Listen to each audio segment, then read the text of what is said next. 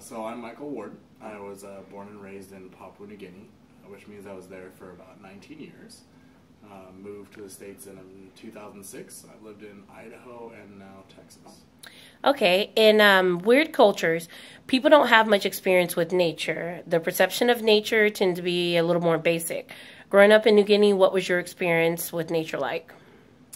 It was involved in every part of the day. I mean, from having to grow 80% of the food that we consumed every day to just being involved in daily activities. There wasn't a lot of hanging out in the house during the day because we didn't have any power. There was no computer games, no anything like that. We were just out having fun in nature. So when I moved to the States, that's completely different. I mean, it's an industrial economy, and there's people that have never even been to the mountains before, and that's just shocking to me that someone could not have experienced that.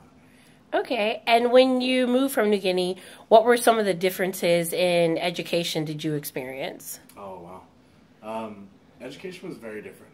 In Papua New Guinea, I was very, I guess you'd say, privileged because I had worked with a correspondence school in the States in a one-room schoolhouse. So that was like the top tier, for me. Most kids over there, they grew up having to walk 5 to 10 miles to get to school, and it was usually completely outdated books, outdated materials, but it was education, and that's what they were there for. And learning basics like how to read and write and things like that was more of a focus. And do you feel that it helped or hindered you when you moved to the U.S.? I think that I had a new appreciation for education when I moved to the States. And I was lucky enough to be involved in a great correspondence school that kind of prepared me for what the U.S. was going to throw at me. So I was, like I said, I was the privileged one. But education we definitely take it for granted in the U.S. Okay. Can you compare and contrast industrialization within New Guinea and the USA? Well, Papua New Guinea it's a third world country, so it is not developed at all. I mean, it's got 2 or 3 major cities, and even those major cities are 4-wheel drive roads. And now, granted, that's changed a lot in the last 10 years, but it's still considered a third world country. Whereas you come to the States, and I mean, it's industrial. I mean, we have everything we need within, what, 1.5 miles, 2 miles of our home. There's all kinds of different stores, there's all kinds of different options to go out and do things.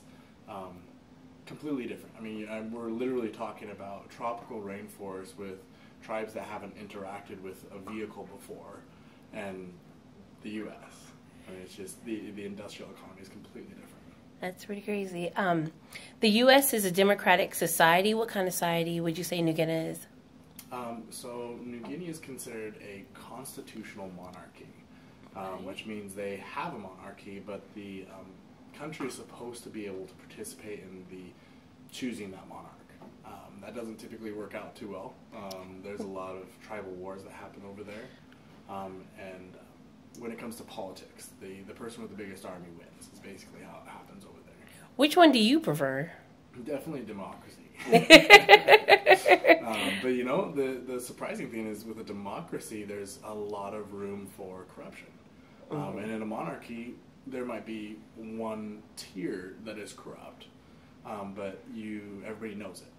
Whereas in a democracy, I feel like the corruption can be hidden a lot more. Okay. And in our Western society, we are considered rich. Even the poor are rich. Growing up in New Guinea, what was your definition of rich? Oh, man. Well, while I lived there, the average household income was about $4 to $5 US a month. So rich to me was having everything you needed. That was rich. So it was shocking to move to the States. I can remember walking into a grocery store and literally just standing in the aisle and looking around and not knowing what to do or where to go because I was just completely overwhelmed with the abundance of stuff. And so my definition of rich, like I said, is having everything that you need. Okay, great. Thanks, Mike.